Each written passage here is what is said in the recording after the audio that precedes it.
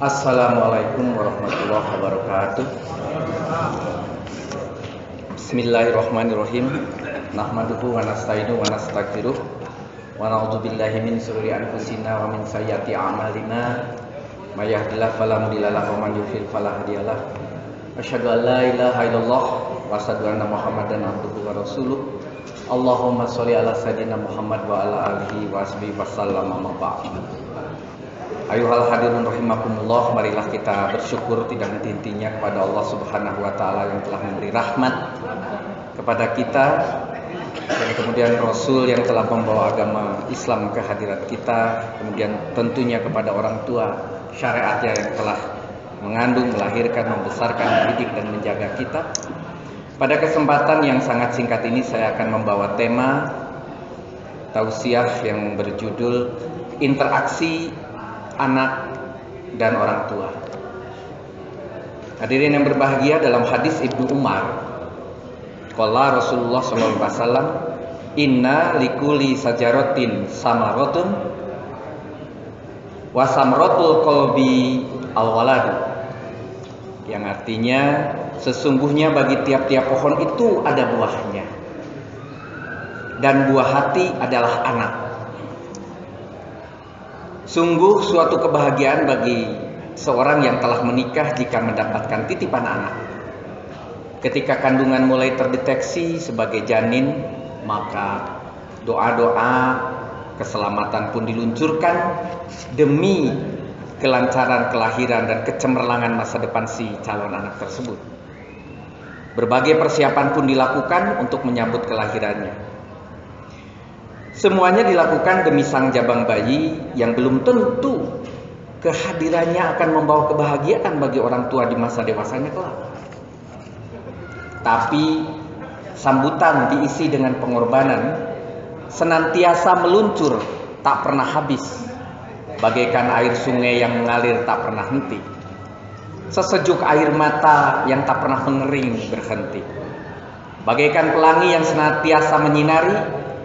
Itulah kebenaran dari hadis tersebut, bahwa anak adalah buah hati orang tua. Hati adalah laksamana dari tubuh kita, maka segala daya tubuh pun dioptimalkan untuk sang buah hati tadi. Seorang anak belum tentu akan menyadari pengorbanan yang diberikan orang tuanya. Mungkin bukan pengorbanan istilahnya, lebih tepatnya kita sebut sebagai kasih sayang. Seorang anak banyak yang lebih mementingkan kepentingan dirinya sendiri, mendapatkan posisi terhormat di hadapan teman-temannya, mendapatkan nilai tinggi dalam pelajarannya, mendapat karir bagus dalam pekerjaannya, mendapatkan pasangan hidup menurut penilaiannya, mengasuh anak sesuai pola pengasuhannya, bahkan mungkin memperlakukan orang tua sesuai nilai yang dianut dirinya. Bagi para aktivis yang tergabung dalam organisasi pergerakan keislaman, entah itu di kampus, di masjid, organisasi politik, organisasi masyarakat, organisasi dakwah dan lain sebagainya, keinginan yang terbesar ialah berjihad. Terkadang atau mungkin sering keinginan untuk berjuang di jalannya itu atau di jalan Allah tersebut yang kita sebut sebagai jihad mengalahkan kewajiban seorang anak untuk berbakti kepada orang tuanya. Dalam hadis Anas, qala Rasulullah sallallahu alaihi wasallam, afdholul a'mali as-sholatu liwaqtiha wa birrul walidaini wal jihadu fi sabilillah. Yang artinya seutama-utamanya amal ialah sholat pada waktunya dan berbuat baik kepada ibu bapa dan jihad fi sabilillah. Maka jelaslah menurut hadis tersebut bahwa peringkat amal yang utama, yang pertama tentunya sholat pada waktunya. Sholat pada waktunya menjadi peringkat yang pertama. Yang kedua, berbuat baik kepada ibu bapa. Yang ketiga, jihad fisabilillah. Jadi jihad fisabilillah itu posisinya lebih rendah daripada berbuat baik kepada ibu bapa. Bukan berarti bahwa jihad fisabilillah itu jelek. Artinya bahwa berbuat baik kepada ibu bapak lebih tinggi daripada jihad sekalipun. Jadi kalau ada seorang aktivis dakwah yang meninggalkan orang tuanya untuk alasan berjihad, atau ada seseorang yang bersenang-senang dengan istri dan anak-anaknya tapi tidak memperhatikan lagi ibu bapaknya, atau ada seseorang yang gemar bersedekah dan memberi sumbangan tapi justru tidak memelihara kebutuhan ibu bapaknya, atau seseorang yang membangun beberapa buah rumah dan apartemen sementara rumah ibunya masih bocor kalau hujan, maka tindakan tersebut bertentangan dengan hadis tersebut. Teringat kita sekarang pada ibu bapak, bagaimana kondisi rumahnya? Dalam hadis Anas, qala Rasulullah SAW, paling sebesar-besarnya dosa besar ialah syirik kepada Allah dan membunuh manusia dan menyakiti hati ibu bapa dan sumpah palsu. Kalau kita urut, syirik, membunuh manusia, menyakiti hati ibu bapak, dan sumpah palsu.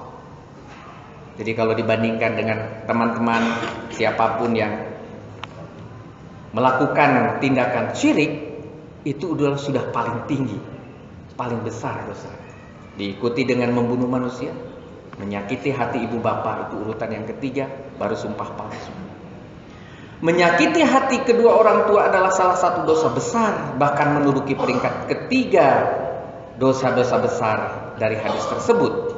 Maka tentunya kita harus berhati-hati menyikapi keberadaan orang tua kita itu. Allah berfirman dalam Al-Quran surat An-Nisa ayat ke-36, sembahlah Allah dan janganlah kamu mempersekutukannya dengan sesuatu pun, dan berbuat baiklah kepada kedua orang ibu bapak, karib kerabat, anak-anak yatim, orang-orang miskin, tetangga yang dekat dan tetangga yang jauh, teman sejawat, ibnu sabil dan hamba sahaya. Sesungguhnya Allah tidak menyukai orang-orang yang sombong dan membanggakan diri. Yang harus digarisbawahi dari surat An-Nisa ayat ke-36 ini, berbuat baiklah. Bahwa urutannya dimulai dari orang tua dan seterusnya, itu silahkan. Tapi berbuat baik ada di dalam Al-Quran.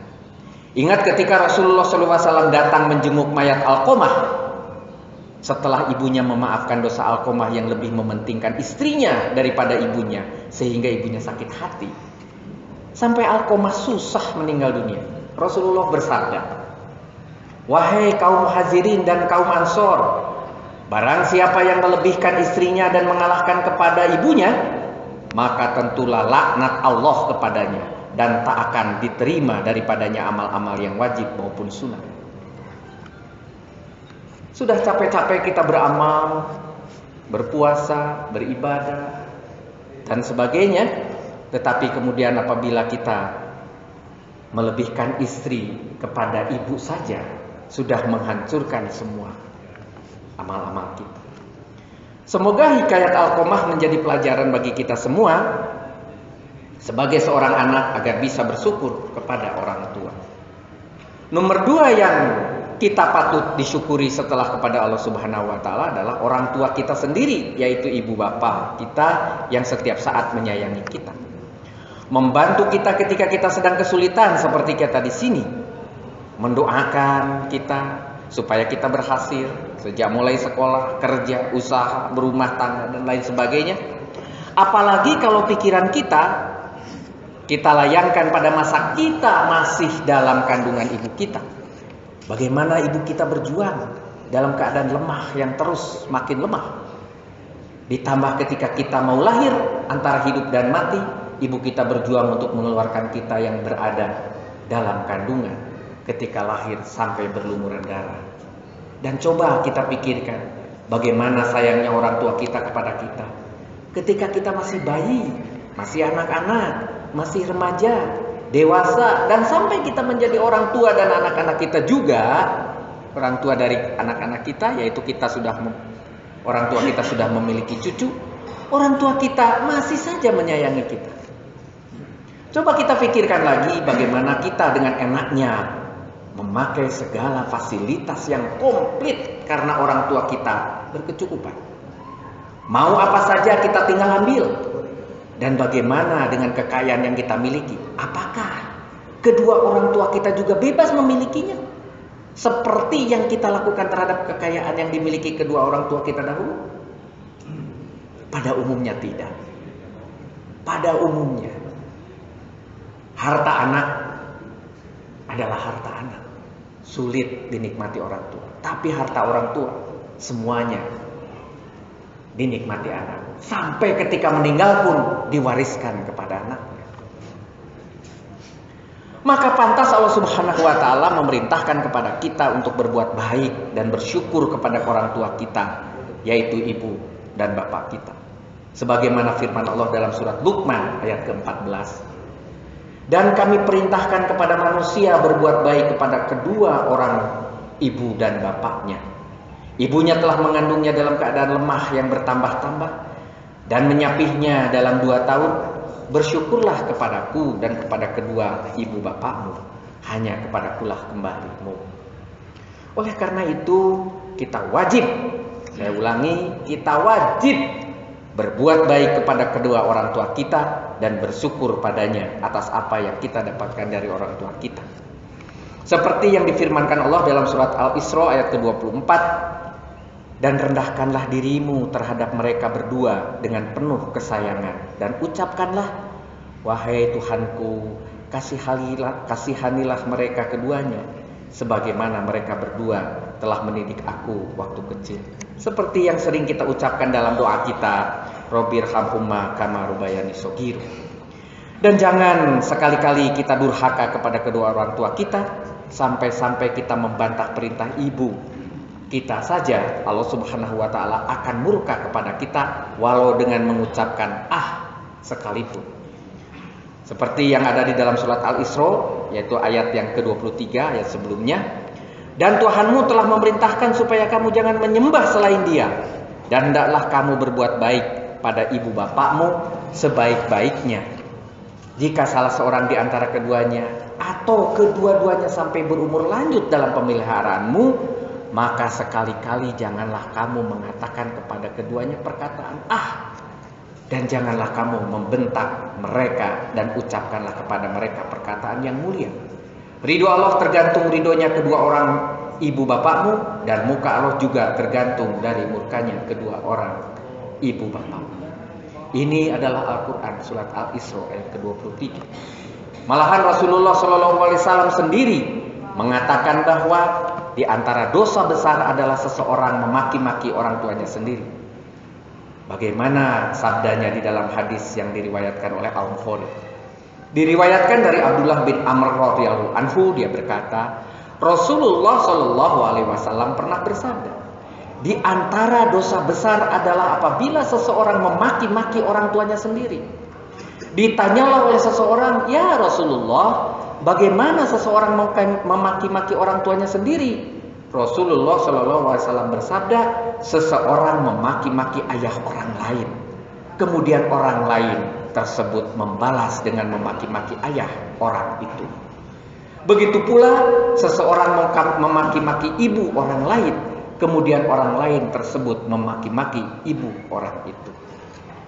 Dan di riwayat lain Rasulullah menerangkan mengenai siapa orang yang paling berhak dihormati, sebagaimana hadis yang diriwayatkan Al-Bukhari.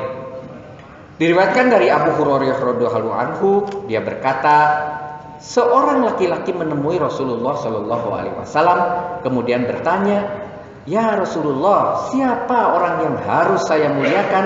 Rasulullah Shallallahu alaihi wasallam menjawab, ibumu.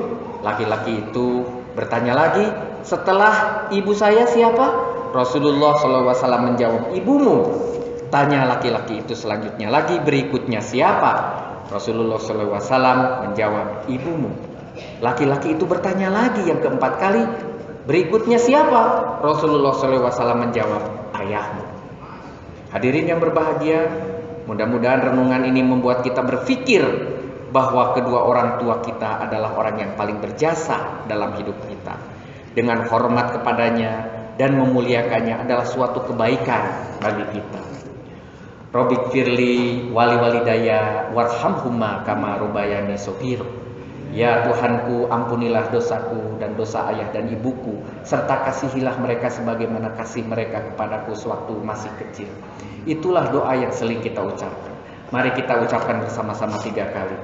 Robbik firli wali walidaya warhamhuma kama rabbayani shaghira. Robbik firli wali walidaya warhamhuma kama rabbayani shaghira. Robbik firli wali walidaya warhamhuma kama rabbayani shaghira. Itulah kiriman doa kita yang ditunggu-tunggu oleh orang tua kita, dan semoga kita mengamalkannya terus setiap pada sholat. Hadirin yang mendapat hidayah, saya tutup tausiah kali ini dengan doa. Semoga tausiah yang bertema interaksi anak dan orang tua ini menjadi jalan untuk mendapat keberkahan dan kemuliaan dari Allah Subhanahu wa taala. Amin ya Allah ya rabbal alamin. Wassalamualaikum warahmatullahi wabarakatuh.